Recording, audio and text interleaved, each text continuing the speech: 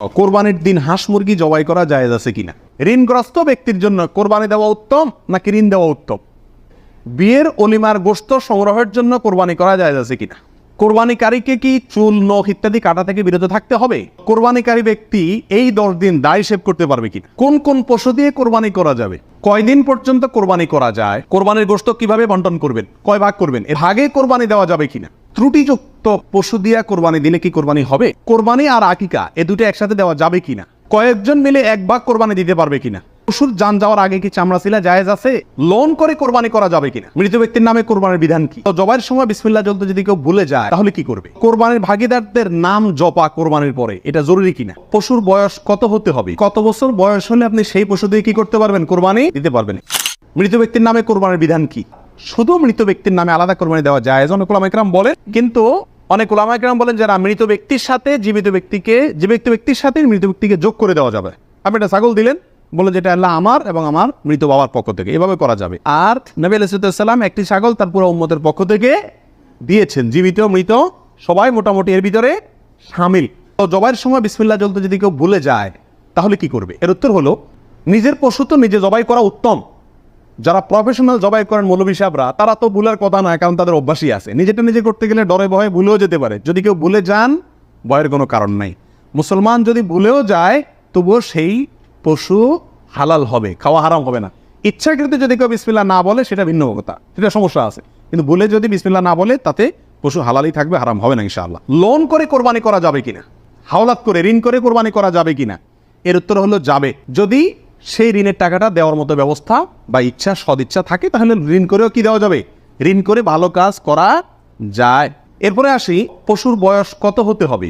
কত বছর বয়স হলে আপনি সেই পশু দিয়ে কি করতে পারবেন? কোরবানি দিতে পারবেন। এর উত্তর হলো, পশু যদি হয় সবচেয়ে বড় পশু অর্থাৎ ওট, তাহলে সেক্ষেত্রে সেটার বয়স হতে হবে কমপক্ষে 5 বছর। কত বছর? 5 বছরের নিচে যদি ওটের বয়স থাকে, ওইটা এমনি জবাই করতে খাইতে পারবেন, কিন্তু কোরবানি হিসাবে কি করতে পারবেন না। জবাই করলে ওটা কোরবানি আদায় হবে না।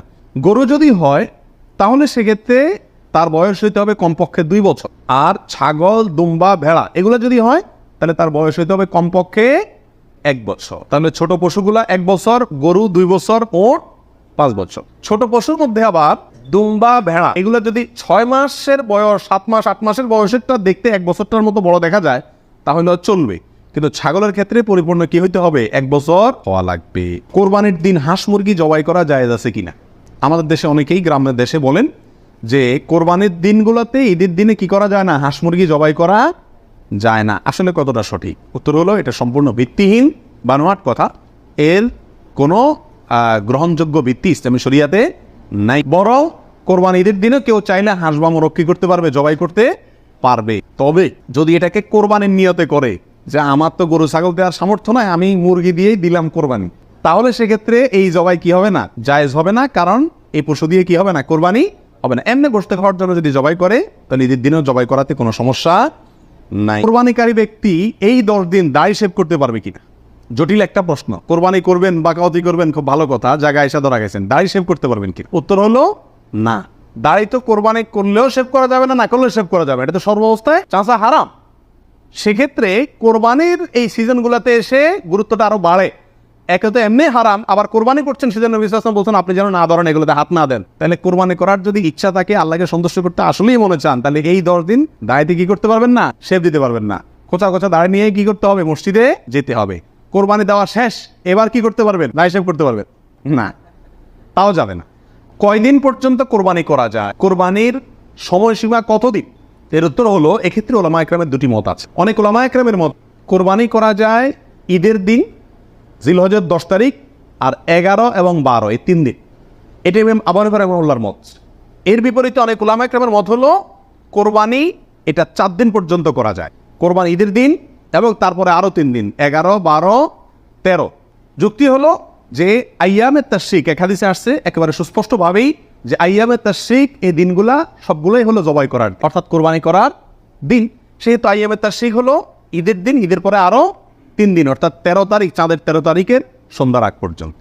এ হলো কোরবানির দিন। তবে কোরবানি প্রথম দিন ঈদের নামাজের পরপরই করা বেশি উত্তম, এতে কোনো সন্দেহ বা ইখতিলাফ কারোর নেই। এবারে সারা দুনিয়ার উলামা একরাম একমত। কারণ নবী আলাইহিস সালাম ঈদের দিন ঈদের নামাজের পরপরই সাধারণত কি করতেন? কোরবানি করতেন, তৃতীয় দিনে তিনি নিতেন না। অতএব একেবারে শুরুতেই করে ফেলা হলো সবচাইতে উত্তম এবং বেস্ট। এবারে কারো কোনো দ্বিমত নাই। কোরবানিকারীকে কি চুল, নখ ইত্যাদি কাটা থেকে বিরত থাকতে হবে? উত্তর হলো হ্যাঁ। নবী রাসূলুল্লাহ সাল্লাল্লাহু আলাইহি ওয়াসাল্লাম বলেছেন, মান আরাদা আন ইউদাহিয়া, যে ব্যক্তি কোরবানি করার ইচ্ছা রাখে, পোষণ করে, ফালা ইয়াখুয মিন শা'রিহি ওয়া আযফারিহি শাইআ, সেই জন্য তার নখ, চুল ইত্যাদি কোনো কিছুতে হাত না দেয়। কোরবানির ঈদের 10 দিন আগে, চাঁদ যেদিন উঠবে ওই দিন থেকে নিয়ে ঈদের দিন পর্যন্ত এগুলো করা যাবে না। কি করা যাবে না? চুল, নখ ইত্যাদি কাটা যাবে না, কাটবে না কোরবানিকারী ব্যক্তি। কোরবানি দেওয়ার পরে চুল, নখ ইত্যাদি কাটবে, এটা খেয়াল রাখা উচিত। বিয়ের অলিমার গোশত সংগ্রহের জন্য কোরবানি করা যায় আছে কিনা? আমাদের দেশে উল্লেখযোগ্য সংখ্যক বিয়ে হয়ে থাকে কোরবানিদের পরে।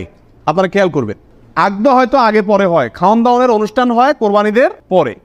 আল্লাহ মাফ করুক, কোরবানির সময় তো গরু একটা এমনি জবাই করা লাগে, তো ওই সময় যদি অলিমার অনুষ্ঠানটা বা বৌভাতের অনুষ্ঠানটা করা যায় তাহলে তো ওই গোশত দিয়েই সারা যায়, গোশতের টাকাটা বেঁচে যায়। যদি কারোর এরকম উদ্দেশ্য থাকে তাহলে সেক্ষেত্রে তার কোরবানি হবে না।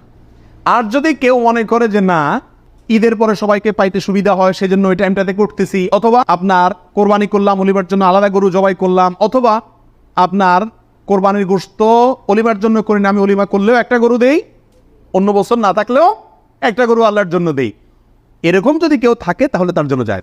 আর তা না হলে এই কোরবানির গোশত দিয়ে অলিমা সারা, অনুষ্ঠান সারা, এটা যদি ওই উদ্দেশ্যে করে তাহলে সেক্ষেত্রে এটা কোরবানি হবে না, বরং এটা এক ধরনের তামাশা হবে কোরবানির নামে। কোরবানির ভাগিদারদের নাম জপা কোরবানির পরে এটা জরুরি কিনা? আপনারা দেখবেন ভাগিদারে কোরবানি যদি দেয় তার লিস্ট লিখতে লিখতে অবস্থা খারাপ হয়ে যায়, এবং যিনি কোরবানির পশু জবাই করেন ওই হুজুর নাম নিতে নিতে অবস্থা খারাপ। আল্লাহর নামে এতবার নেয় কিনা সন্দেহ, এতবার ওই ভাগিদারদের নাম নেয়, কারণ ভালো করে নাম নিলে টাকা পাওয়া, কোরবানি জবাইয়ের টাকা পাওয়া কঠিন হয়ে যাবে। তো এটা জরুরি কিনা? উত্তর হলো এটা মুস্তাহাব।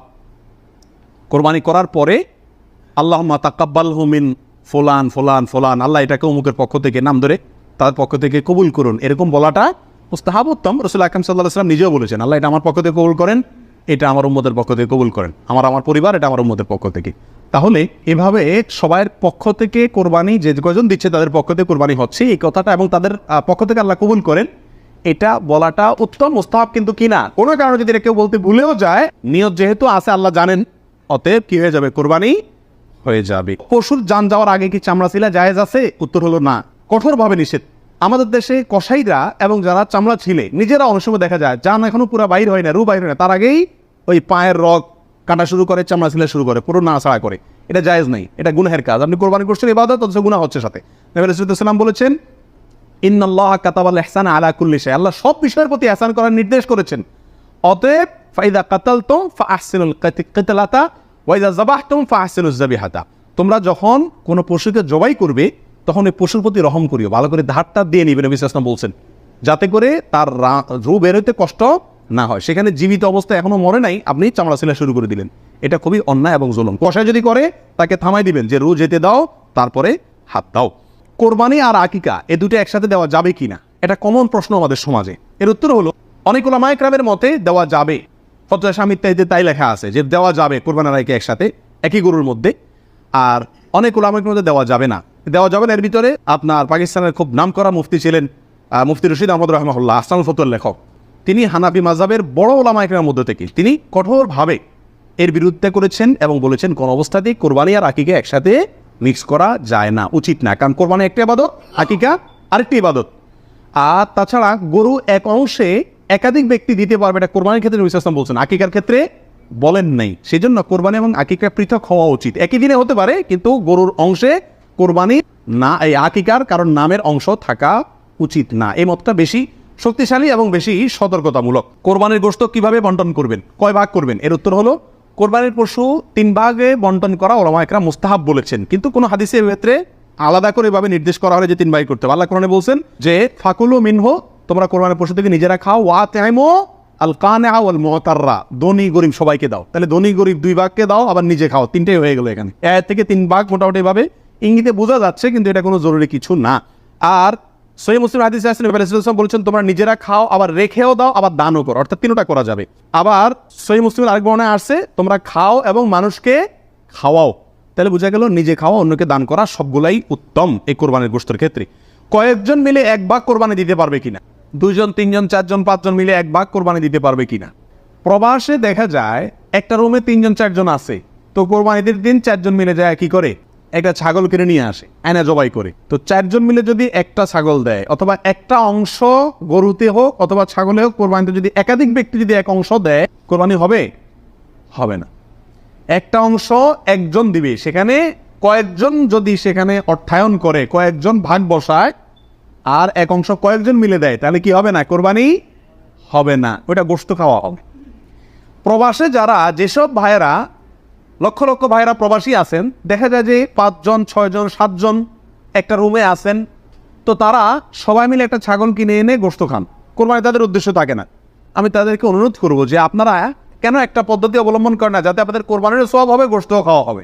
সেটা হলো এই, আপনাদের 6 জনের মধ্যে সবাই টাকাটা একজনকে মালিক বানায় দেয়, যে ভাই আপনি সিনিয়র মানুষ বা আপনি বড় ভাই, আপনাকে আমরা সবাই মিলে 100 করে 500 রিয়াল দিলাম, আপনি এই টাকা দিয়ে একটা ছাগল আয়না কোরবানি করেন। উনি ওনার জন্যই কোরবানি করলো, আপনারা সবাই টাকাটা দিলেন, তাহলে আপনারা যে সহায়তা করলেন সব পেলেন কি পেলেন না? আর ওনার কোরবানিটাও হয়ে গেল, গোশতও খাওয়া হয়ে গেল, একসাথে সবগুলা পাখি এক ডিলে মারা গেল।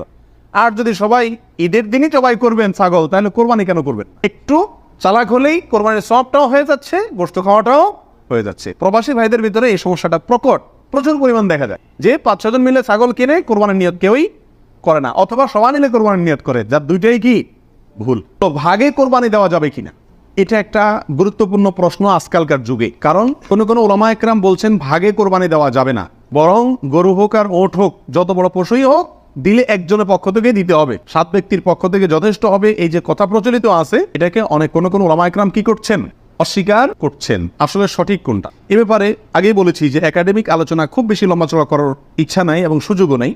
শুধু সংক্ষেপে এটুকু বলবো, সব যুগেই সবচাইতে বেশি সংখ্যক ওলামাদের মতে, বলা যায় প্রায় সবার মতে, সমস্ত ওলামা একরামের মতেই বলা যেতে পারে, প্রায় গরুর ক্ষেত্রে একটা গরু 7 জন ব্যক্তির পক্ষ থেকে কি হবে, কোরবানির জন্য যথেষ্ট।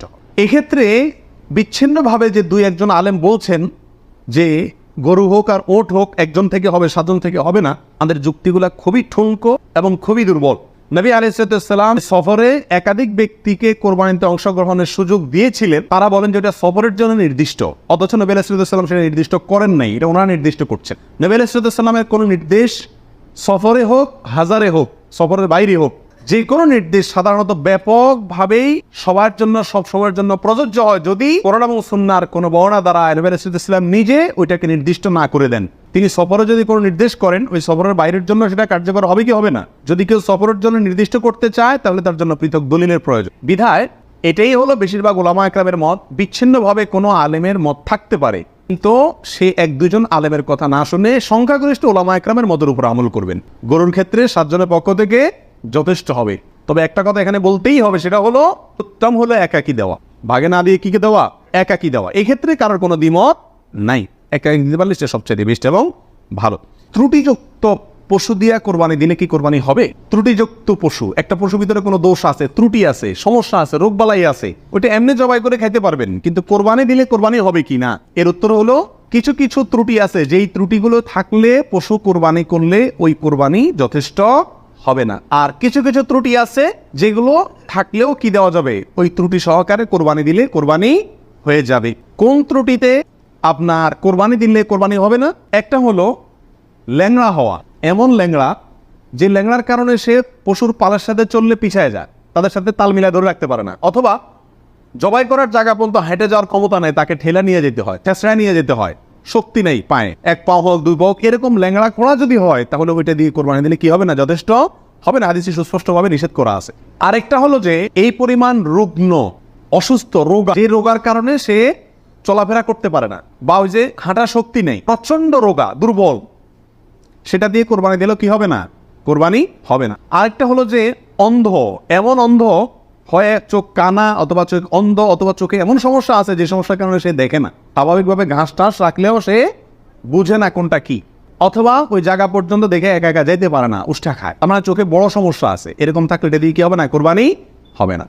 একটা শিং অথবা 2টা শিং গোড়া থেকে উঠে গেছে, একেবারে গোড়া সহ উঠে গেছে, এরকম যদি হয় ওইটা দিয়ে কোরবানি দিলেও কোরবানি হবে না। তবে যদি সামান্য হয়, সামান্য কান কাটা, সামান্য শিং ভাঙা, সামান্য একটু পায়ে সমস্যা, সামান্য একটু অসুখ বিসুখ আছে, এরকম যদি হয়, সেগুলো দিয়ে কোরবানি দিলে কি হবে, কোরবানি হয়ে যাবে। অর্থাৎ ত্রুটি যদি ছোট হয় সমস্যা নেই, বড় ত্রুটি যদি হয় তার কারণে কি হবে না, ওই পশু দিয়ে কোরবানি দিলে কোরবানি যথেষ্ট হবে না।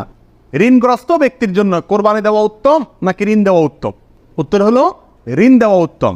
কারণ কোরবানির চাইতে তার জন্য ঋণের গুরুত্ব বেশি। সে যদি ঋণগ্রস্ত হয় তার জন্য কোরবানি ইসলামী শরীয়তে তার জন্য কোরবানি না, তার জন্য ঋণ দেওয়া জরুরি। সে ঋণ পরিশোধ করবে, এরপরে টাকা থাকলে কোরবানি দিবে, না থাকলে কোরবানি দিবে না। কিন্তু আমাদের আজকাল অবস্থা হলো ঋণ থাকলেও আমরা কোরবানি দিই, কারণ না দিলে মুখ রক্ষা হয় না, ছেলে মেয়ে কার দিকে চেয়ে থাকবে, গোশত থেকে খাবে। অতএব এগুলা কোরবানি না, এগুলা নিছক গোশত খাওয়া এবং ফুর্তি। কোন কোন পশু দিয়ে কোরবানি করা যাবে?